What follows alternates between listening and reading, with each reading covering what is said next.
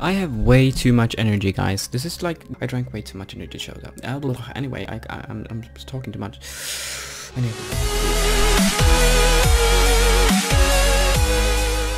Good evening, people. How's it going? My name is Prozite, and welcome to yet another episode of Sickness.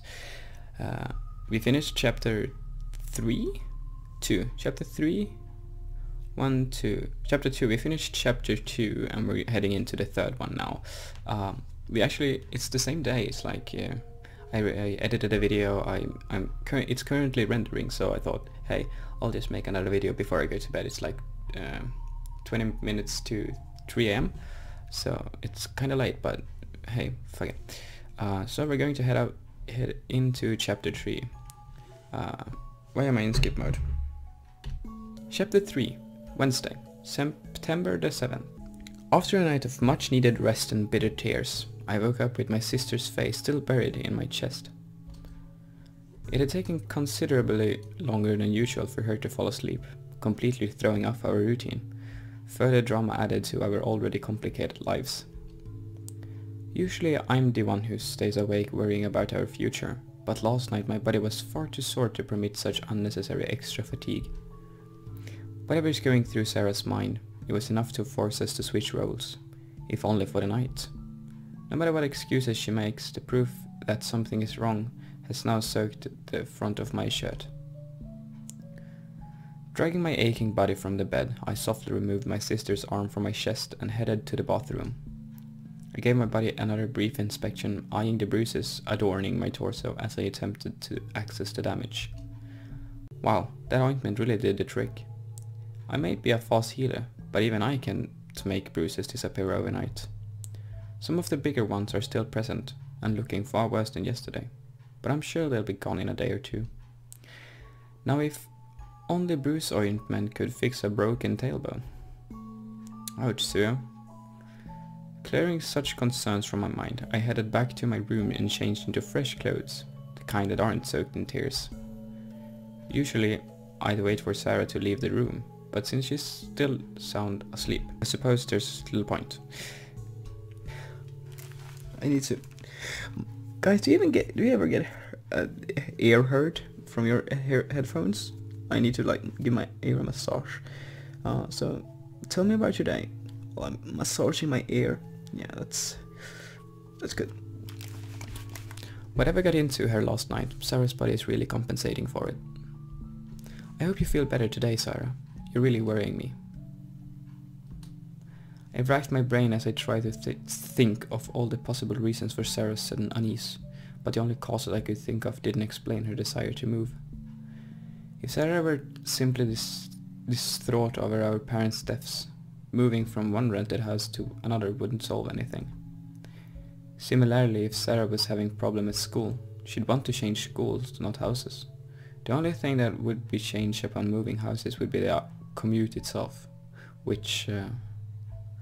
No. Wait a second. I might be onto something here. Sarah catches both a bus and a train to school. That gives her ample time to be affected by the evils of this town. Are other students harassing her? Are strangers approaching her? Is Sarah simply feeling uneasy in this unfamiliar town? Whatever the truth may be, there is unfortunately nothing I can do to help. Not yet, at least. That's my Facebook, sorry. As long as Sarah won't confide in me, I'm already limited in the number of ways I can help. And if moving houses is the only way to put her mind at ease, we'll still have to wait until I have more money. All I can do right now is give her time. I'll let Sarah sleep in, spend the day at home and regain her usual sense of self. And while she's doing that, I'll be tending to problems of my own. With Sarah staying at home, I knew I couldn't afford to wait for Markus to show up at my house, thus prompting me to make an early escape. I headed to my former workplace, the warehouse in which Mr. Mooders had me moving furniture, assuming that it would be the second place Markus would think to check. And surely enough, before I could even walk through the gate, the man in question stood in my way. "Well, someone's eager this morning. What are you doing here so early?" I was almost relieved to hear Markus' voice greet me, offering a familiar alternative to the rest of my depressing morning. Without work and school, I have nothing to do with my time. and with Sarah as lethargic as I've never seen her, it'll be difficult to lift my spirits. Is it a crime to show up to work early? In my eyes, it is. Even if you were still working here, your shift wouldn't start for another half an hour. It's only 8:30 AM? Whatever, it's not like I'm planning on making a habit of showing up this early. Still, to think that I can't even go to work at the right time without Sarah to send me off. How pathetic. And what about you? You don't start for another half an hour yourself? I was waiting of you, of course. My day cannot possibly start until I see your refreshing face. Awkward. Sorry I asked. Anyway, we aren't going to start just yet, are we? Though to be honest, I'm actually a little eager to vent my frustration in the gym. Now, when it comes to bodybuilding, martial arts and the like, rest is just as important as training. Even so, that doesn't mean you're free to do as you please. Before we get started on today's training, there are a few people I think you should meet. Leaving work as soon as I arrived, Markus dragged me to a Chinese restaurant on the other side of town. Lee's Diner, a quiet place many districts away from my current home. Usually I'd put up a little more resistance, but without anything in my stomach, I'm not about to turn down a proper meal. We arrived via public transport, taking our sweet time to get here. Apparently Markus made his way to work on foot, leaving us without a car for the time being. But with a free breakfast on my mind, I wasn't going to complain about a little walking. Oh look, that's the little cat, Chinese little cat, the wibbly wobbly timey-wimey. Upon entering, it quickly became obvious that we were the only patrons present. The only other human present were 3 staff members, likely the Lee family. I took a seat and waited while my partner walked around the restaurant. Oh, she's... Good morning. How can I help you today? Yo. No, it's Markus. Yo. That time already, huh? Well, let's get a move on. Suo, close the blinds and lock the door. Why would I... Just do it. Markus proceeded in the next room, taking Mr. and Mrs. Lee with him. By the time I did as Markus asked, the 3 of them were already out of earshot. Whatever they want to talk about, it's apparently private, even from me.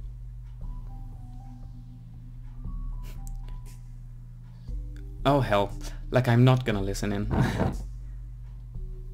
The second I rose to my feet, a young girl blocked my path. No doubt the daughter of the couple escorting Markus. She stood directly in front of me with her arms out wide. Either she's desperate for a hug or this girl doesn't want me to sate my curiosity. Fine, I get it. No eavesdropping. I sat back down, suddenly less than inclined to listen in.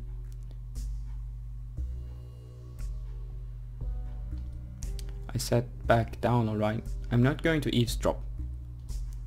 What is this girl doing here anyway? It's the middle of the day. She should be at school, like all of the other good girls and boys. Only useless bastards like me skip school so that they can work. Hey, shouldn't you be heading to school? School? Forget it. I'm not going to try to make a Chinese accent, that's way too racist. Sorry. It's none of my business anyway. Before I could mull the question over any further, Markus and the Lee couple returned from the next room. Sorry to keep you waiting. I know how busy a man you are. Unfortunately, it would appear that Mr. and Mrs. Lee don't understand just how swamped we are. Markus's voice was laced with sarcasm, but beyond that I could hear agitation in his voice. In fact, they've been so uncooperative that there's been a change of plans. Change of plans? I don't even know what the original plan was. Markus moved towards the young girl I had been conversing with moments ago. She stared at him blankly, as she had been staring at me, and he returned her gaze with an angry glare. Markus, what are you doing? Rather than answer me, Markus grabbed the little girl by her arm, then calmly moved over to the counter. Ha! I really had wanted to do this peacefully.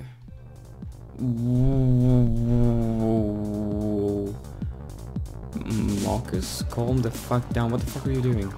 Okay, I don't like you anymore. I do not like you anymore, Jesus Christ. The second Marcus reached the counter, he shifted his grip on the young girl, throwing his arm around the collar. From under the counter he grabbed a pistol, aiming it at the girl's temple without hesitation. I was trying to do this by the book. I was trying to be nice. But since you freaking shinks don't understand how to negotiate, I guess I have no choice. I remained seated, shocked by the sudden call to action. Mr. and Mrs. Lee were in a similar situation, immobilized by fear, afraid to take a single step, lest their daughter pay the price in response. We all simply stared at Marcus, eyes wide open, without a clue what he would do next. Sorry, wait. I'll just close my Facebook. Now that I've got everyone's attention.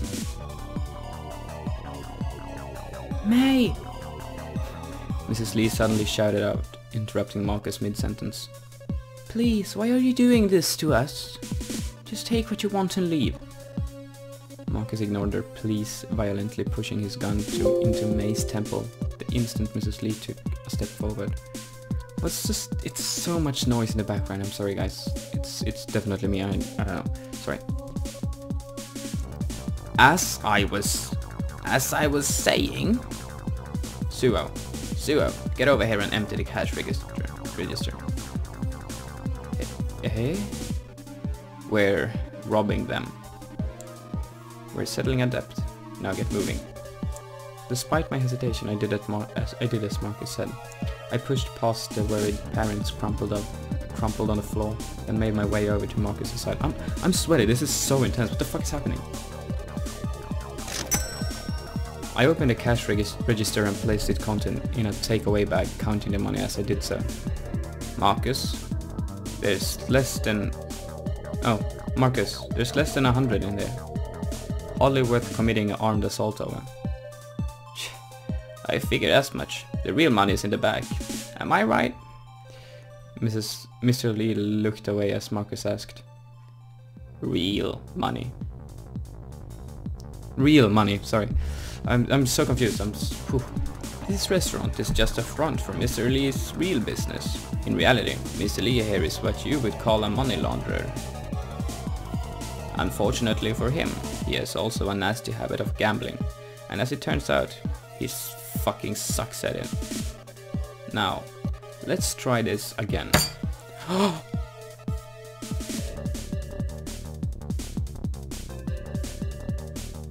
What? Oh. Okay, wait.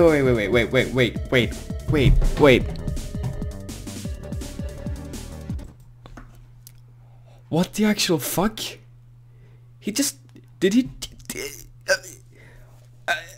Marcus, what the fuck?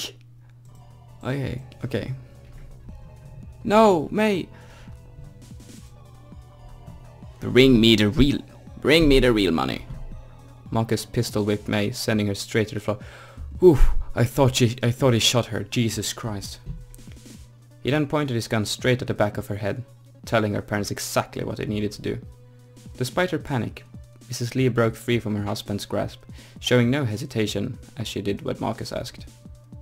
She returned post-haste with a briefcase in her hand, practically throwing it towards us before retreating to her husband's side once more. Suo, what are you waiting for? Check the suitcase. Still pointing the gun at the hostage, Marcus sent me to check on his reward. Once again following his order without question, I took the briefcase in both hands, then released the metal latches on top. Is this cocaine? Oh, triple dipping, are we? Gambling and money laundering, not cutting it? Suo, give it a taste. What are you... I'm not telling you to snort it, just give it a little taste. Cut one of the bag open, lick your finger, dip it in it and rub your finger on your gums. You've got to be kidding me. Asking me to empty a cash register is one thing, but sampling drugs? I can't. I don't even know what the stuff is supposed to taste like. Hell, I didn't even have a knife with me. Oh, for fuck's sake. Marcus unwielded a knife from behind his back, tossing it to myself and offering no further leeway. Swallowing the last of my reservation, I took the sturdy blade and sliced open one of the bags. I followed Markus's instruction and dipped my fingers into the bag, taking as small an amount as possible and hesitantly rubbing it on my gums. And what I found was a familiar taste. It's fucking sugar. Oh, no.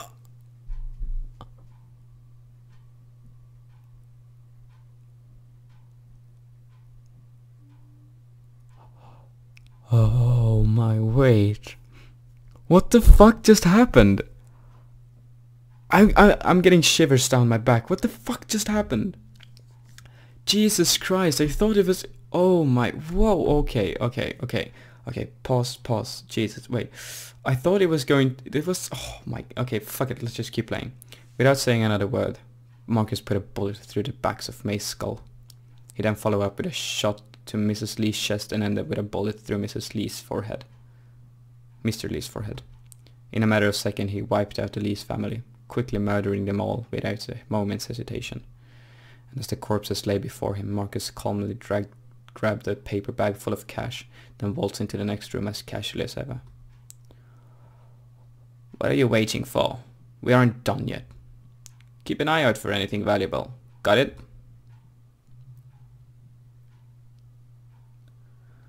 I'm literally shaking right now. What the fuck just happened? That was so... Ooh.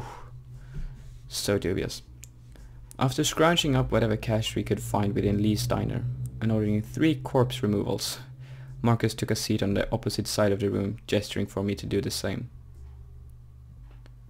Happy to move as far away from the late Lee's family as possible. I grabbed a chair facing the opposite direction, choosing to glare at Markus rather than glance over at the dead bodies behind me. Oi, don't look at me like that. It's part of my job, alright? It's part of your job to kill people for no damn reason? Oh please, like you're the one to talk. Besides, now that my cover job with Mudo is gone, thanks to a certain someone, I'll be doing a lot more on this from now on. Cover job? What are you talking about? You didn't think I was working with you because I like moving furniture, did you? I was working for Mudo to help explain my suspiciously high income. My real job is far more dubious. No, I already gathered that much. What I mean is, what is your real job? What kind of job means killing people like that? Well, do you remember Karasu, the man I told you about in the underground stadium? I work for one of his underlings collecting gambling debts, many of which are accumulated in that very stadium. So, Markus is already working for that man, huh? No wonder he knew so much about the stadium, and had keys to the side entrance. That still doesn't explain why you had to kill those 3. Why are you getting so hung up on a couple of corpses? Mr. Lee not only failed to pay his debt, he also started dealing drugs on the side, obviously without Karasu's permission. That kind of deception cannot be tolerated. He needed to be made an example of. As much as I hate to admit it, I understand what Markus is saying. Mr. Lee became indebted to the wrong person, then tried to avoid paying what he owed. Any self-respecting crime lord would have him disposed of. But there's one thing I don't understand. Then, what about the girl and the wife? Why should they die because of what he did? You aren't even trying to think for yourself now, are you? There are 2 reasons why I did what I did. Even if you don't agree with them, I'm sure you'll understand. First, there are many people who care more about the lives of their family than about themselves. By killing the family of someone who does wrong, others are warned that their action will impact their loved ones, giving even the suicidal reason to think twice. As for the second reason, tell me, Suo, when a woman and a young girl living in a town like this have their sole source of revenue taken away, and an insurmountable debt pushed onto them, what do you think will happen? Debts and no source of money? A little close to home, huh? But they aren't like you. There are only so many ways ordinary people can make a living in this town. In all likelihood, they'd wind up working in a massage parlor or out in the street corner, and even then, they'd never repay their debt. If I didn't kill them, that's the sort of life that would have awaited them. Okay, I still fucking hate you Marcus. What the fuck did you do? Oh, I can't believe just... That's so wrong. I'm so in shock right now. A life of never-ending debt, huh? My situation might not be ideal, but if there's one thing I'm thankful for, it's that our parents left Sarah and I money and real estate, not debt. Even if we can't touch any of it right now, one day for sure we'll inherit what is rightfully ours. So, all cleared up? I guess. But why did you drag me here? I thought you wanted me to learn how to fight. Oh, keen to get in the ring, huh? The thing is, trustworthy collectors are far more valuable than meatheads who know how to beat each other's brains in. Given your incident with Mudo, and the fact that you didn't seem interested in fighting for a living, I thought this might be more up your alley. Yeah. Well, he's not wrong. Does this mean you're going to be killing more people? Like you care. But no, chances are that I won't. This visit was an outlier. Most don't turn violent, and certainly not fatal. There's no money to be made killing people before they can repay their debts. Ah, just a sec.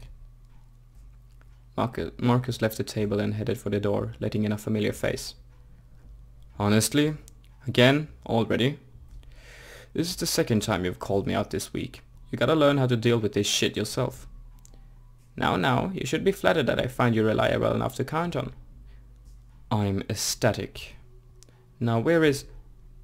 Spying the corpses from across the room, Andre set his sights on the Lee family. Are you fucking kidding me?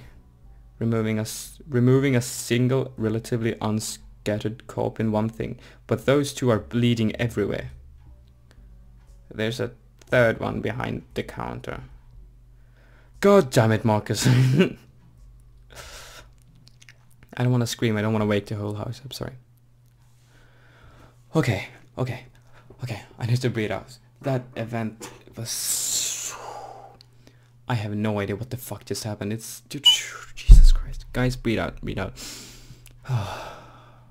Leaving Andre to clean up his mess, Marcus and I spent the next few hours moving from district to district, performing collections at various locations. True to his promise, Marcus didn't kill anyone else, and although he did rough a few people up, I couldn't complain. Though I attempted to convince myself otherwise, the fact is that I have no problem with violence, or even with killing, when it comes down to it. Despite my complaints, when things did turn violent during our last stop, I ultimately stepped in to help Marcus, allowing myself to do what I previously chastised him for doing. Even if I didn't kill anyone, the fact of the matter is, I'm really not a very moral person. After parting way with Marcus, I headed straight home, making sure to return before my sister. With all of the despicable acts today birthed, the last thing I need is for Sarah to notice the blood on my clothes. Further to that, if I don't get some rest and compose to myself, she's going to sense that something is wrong. The best thing for me to do right now is just take it easy. I walked through the front door straight into the living room, halting dead in my tracks as I noticed a presence that shouldn't be. Suo? You're finished with work already? Shit, I completely forgot that I left Sarah at home today. After seeing the state Sarah was in last night, I didn't dare wake her this morning. Oh, there he has blood on over his... Ah, shit, everything went south now. Well, not exactly. Wait a minute, is that... Oh my god, you're bleeding! Sarah jumped to her feet and immediately ran into the bathroom, diving for the medicine cabinet. She returned almost instantly carrying with bandages and antiseptic, which she hurriedly opened. Let me know if it's too tight, okay? Why do I need bandage? This isn't even my blood. Is Sarah so worried that she hasn't noticed? What a joke. Though I suppose I shouldn't laugh, her concern is actually rather comforting. I spent today observing people at their worst, turning against one another over material possessions, laying blame, pleading for one more chance. It's nice to be reminded that not everybody is like that. Is this too tight? Tell me if it hurts, alright?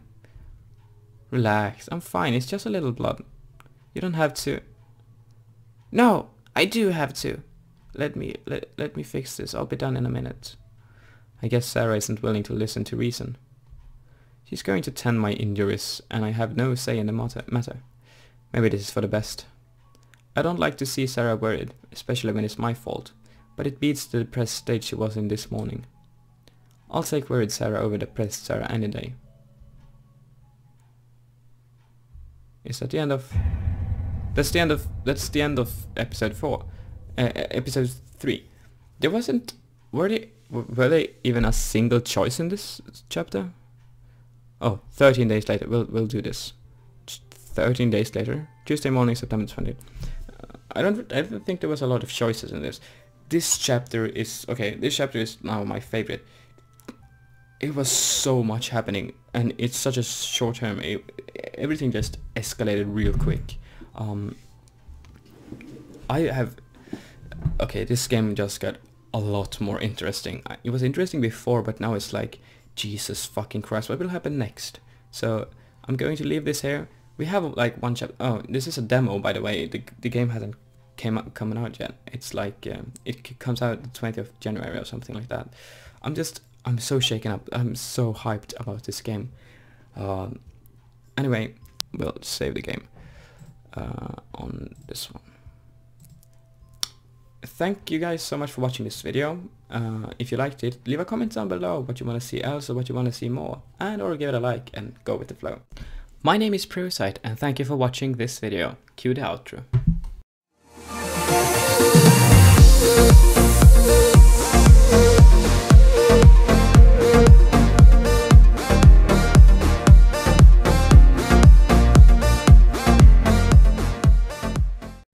I've been working like a fucking machine today. I'm so happy. Anyway, you guys have a great day.